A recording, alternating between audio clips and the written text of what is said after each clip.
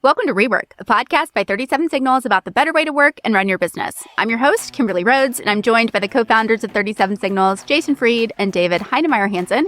This week, we're going to knock out some listener questions, so let's jump right to it. This one I actually thought was really interesting, especially in light of the new products that we are working on. So this question came in. It says, "Hey team, love the podcast. Y'all are a light in the darkness, exposing the fallacies and insanity of the Byzantine mess that is the corporate tech workplace. I'm curious how 37 Signals approaches user testing and what Jason and David think about it as a practice. User testing is supposed to help teams spot insights that help them make better decisions. Unfortunately, it can often slow things down or create unnecessary bureaucratic hoops to jump through. Would love to hear how the team approaches testing and validation of product design. Cheers, Skylar." Jason, do you want to take that one? I know with the two new products, we've kind of done some new interesting things. Yeah, I mean, we don't do, just to answer briefly, we don't do traditional user testing, which means we don't put our unfinished products in front of people to see what they think. We put our unfinished products in front of us to see what we think. Our entire company uses everything that we build. So we're always working on we're using the things that we're building as we go.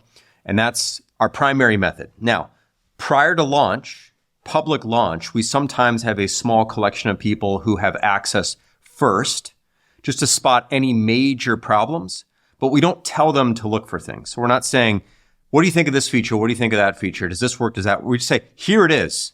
And with that, sometimes we spot some things that were sort of we missed or we didn't know about and we want to fix ahead of time. But it's not formal user testing at all. I don't believe in it. And I also don't believe in such thing as validation. I don't think you can validate an idea until it's done. So what we do is we make the best V1 we can. And I don't even like the term MVP, minimum viable product. I'm not a big fan of that either. We build the product, version 1. We put that out there on the market, and that is the validation. And that is the testing.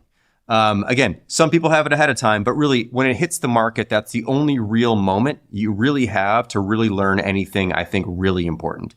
Unless you totally miss the mark, and some people ahead of time would have told you that, but if you're that far gone, you're fucked to begin with. Like if you need 4 people on the outside to tell you that you've totally screwed up, then your judgment is gone, it's shot, and it's not worth it to begin with. So our point is do the best you can, put it out there, let the market have it, use it in their real world, the real scenarios. And from there, you'll learn a few things. And you can adjust from there. But that's how we approach it. I think the key here, too, is we build software for us. We are customer number one. So when we built Hey Email, for example, it was to build the best possible product that Jason or I would have bought if other people have made that. So we are already the user group, the user testing, and as Jason says, the rest of the company falls into with that as well. You have to have, well, I don't know if you have to have. There are the people who build software for others that they don't know anything about the domain, and they're saints. I have tremendous respect for people who do that very, very difficult work of trying to find out what is right when you don't know anything or much about what the problem domain actually is. It's not how we build software. We build software for ourselves because that's the only way we know how to build great stuff. Because when you're able to tell whether the quality is high enough or there's enough features or you would have bought it from someone else, you just have such a great confidence because we're not that special. If Jason and I really like Hey Email, there's going to be other people who like it too. We're going to find someone else to want to buy it.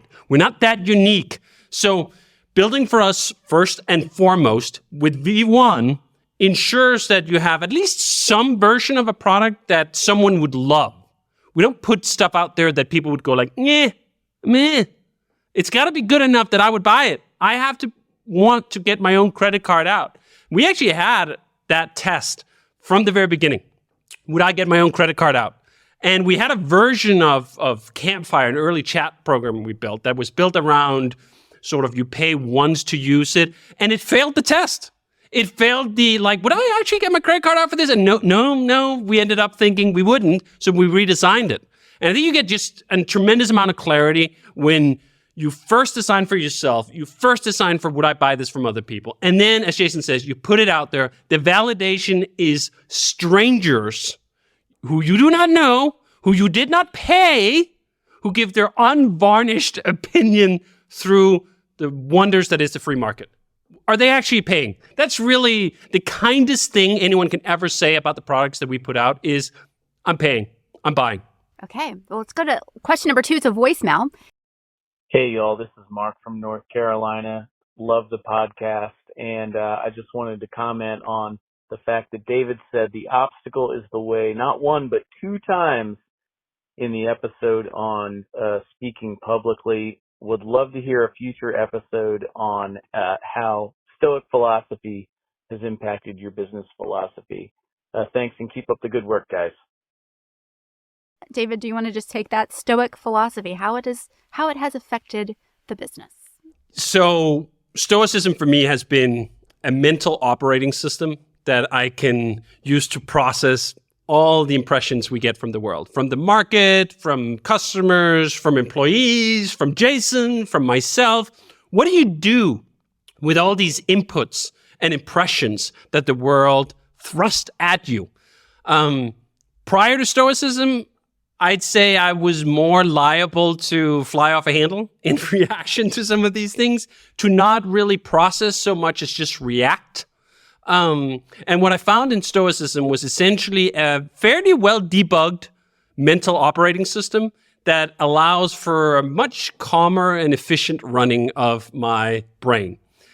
So in practice, that is things like realizing, I think this is chapter 9 in the manual by Epictetus, that today will be frustrating.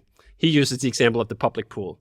If you go to the public pool, people will splash you, they will be rude, they will be inconsiderate. This is what it is. This is life. If you are bothered by the fact that you go to a public pool and you are splashed, or people are loud, or they're obnoxious, who are you hurting but yourself? I think when you make products and you put them out there, you have to accept that customers will be loud, they will be rude, they will be inconsiderate, and they will think of themselves first. And that's how life is. So rather than getting worked up about this, and I mean, we're all human, so we occasionally do get worked up. I get worked up about it too. But then I let it process through that Stoic filter and realize this is the way. This is the way things are. If you want nice things, if you want to have an impact, if you want to make products that are used by many people, you have to accept that you will get splashed in the public pool.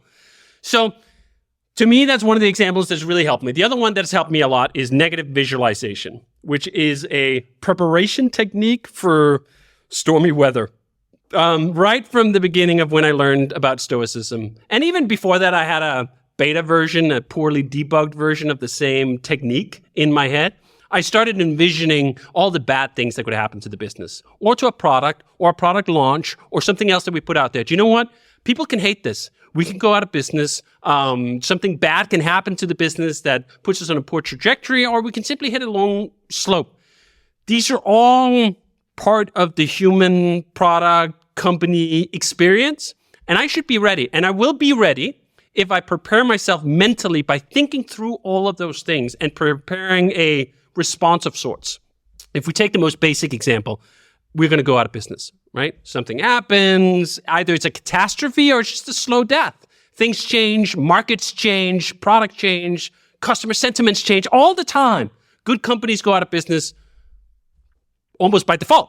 Over a long enough period of time, almost every company in the history of the world has gone out of business. There's about 5 left that have lasted more than 500 years or something like that. A couple of hotels in Tokyo and a few other things. Most businesses go out of business. Prepare yourself for that eventuality. Think through what that means. For me, what that means is if we went out of business tomorrow, I got a glorious, what is that going to be? 23 years building awesome products with an incredible team. And we made a small fortune doing that over 2 decades.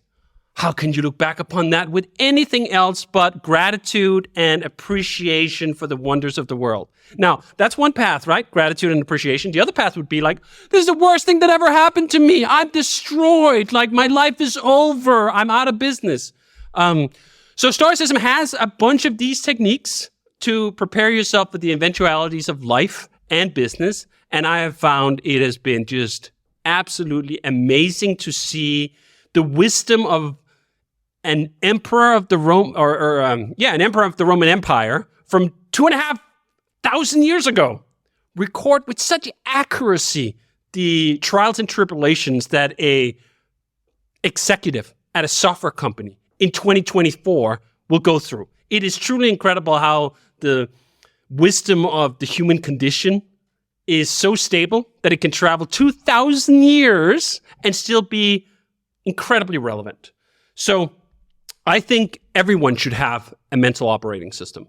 I think everyone should try to incorporate the best wisdom of the ages. And a lot of that wisdom is wisdom because it's been debugged over a long period of time. Stoicism has literally lasted 2,000 years plus, which to me tells me there's something in it. And that goes for many kinds of philosophies or even religions or other ways of thinking. If something has lasted 2,000 years, it has something. You might not be able to see it right away. You might not appreciate it, whatever.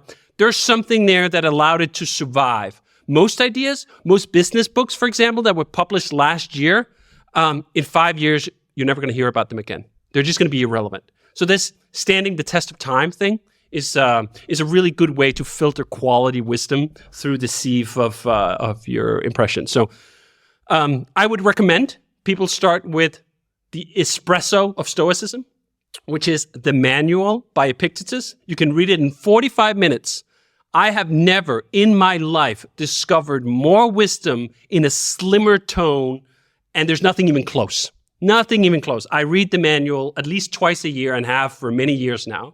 And if that inspires you, and I really cannot see how it couldn't, you should move on to Seneca on the Shortness of Life, or Marcus Aurelius, or the broad introduction I often recommend is The Guide to the Good Life, which pulls from all the Stoic thinkers into a accessible modern way. But don't think that you have to get it by secondary sources. That's what's so amazing about both the manual and on the Shortness of Life.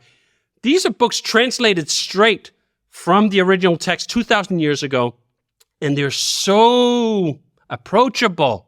They speak so directly to your challenges of today. It's a marvel to behold. Well, we'll link to all those books in David's book club in the show notes. And next question, Jason, this one will be for you. It's from Daniel from Uruguay.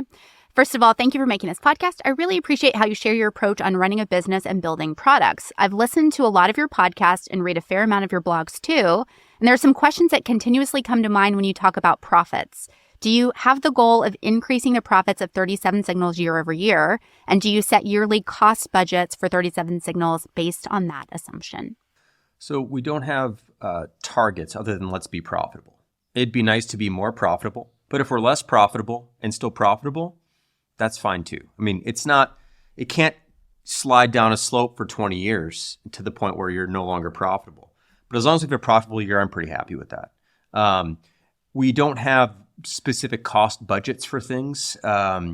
We do have appetites for things. So occasionally there's something we'll say, we'll spend X on this. We're willing to spend X on this, and it could be time or it could be money. But in general, we just keep, first of all, we keep very healthy margins. And margins allow you to not pay attention to other things to some degree. They are cushions.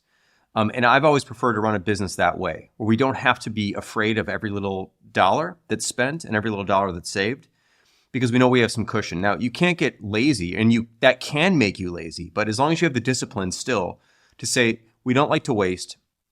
We don't want to blow things that that aren't worth it. We don't want to spend money on things that we don't need. Then a combination of high margins and that level of discipline can get you pretty far. And as long, again, as your point is we want to make sure we're a profitable company. And that comes down to a variety of different things. First of all, we have to sell products that we can, that make sense. You can't, people often say why don't you price hay at $20 a year? I'd buy it for 20. It's because we can't afford to do that. We would lose money if we did that. So you've got to find price points that make sense. Hay has one price point, Basecamp has another. One stuff that we're going to come out with has yet another. You've got to find things that can be run profitably. And it doesn't always mean they're going to be profitable in year 1 or year 2 necessarily, but you can't wait 25 years for things to make sense. So you got to have a good sense of what makes sense. You got to keep your costs low, got to keep your team small, got to keep your overhead low. You do all these things, and you have a good business, you have a good product, and you have a good way of getting the word out. You can build a profitable business that can sustain itself for a long period of time. My general feeling is this is not exactly true, but spiritually it's true. As long as you make $1 more than you spend, and that means covering everything, costs, taxes, salaries, all the things, then you live to see another day. That's kind of the point. Like, you've got to survive to see another day if you want to keep making stuff that you like to make. Like, profit is really a way for us to keep making stuff that we like to make. If you don't get that, you can't continue. And you can't continue, and you can't do what you want to do. So that's the beauty of it. Of course, it's nice to have the money and to buy nice things and all the stuff and have comfort and all that stuff. But ultimately, if we want to keep making the things we want to make, there's only one way to keep doing that. Well, there's a few ways. You can keep borrowing money from other people, which doesn't really end up well, or doesn't end up working out well ultimately. Or you can make your own and make more than you spend, and you can live another day. So that's sort of the general idea here. What I love about profit, too, is the independence it affords you.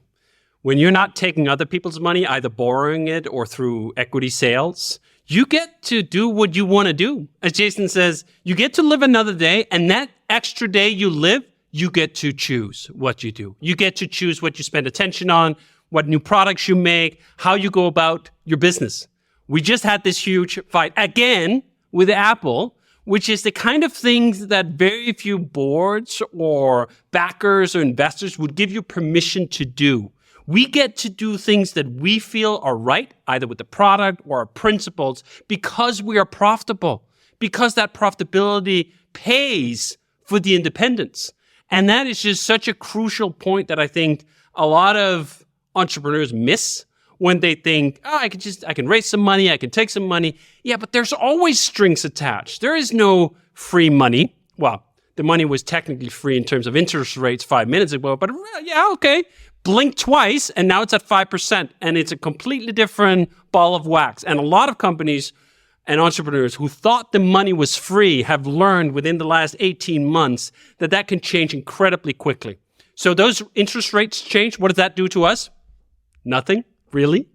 I mean, in a theoretical sense, it raises the cost of capital, and we should think about our investments differently and so forth. But in a practical sense, how it affords our freedom and independence to do what we want to do?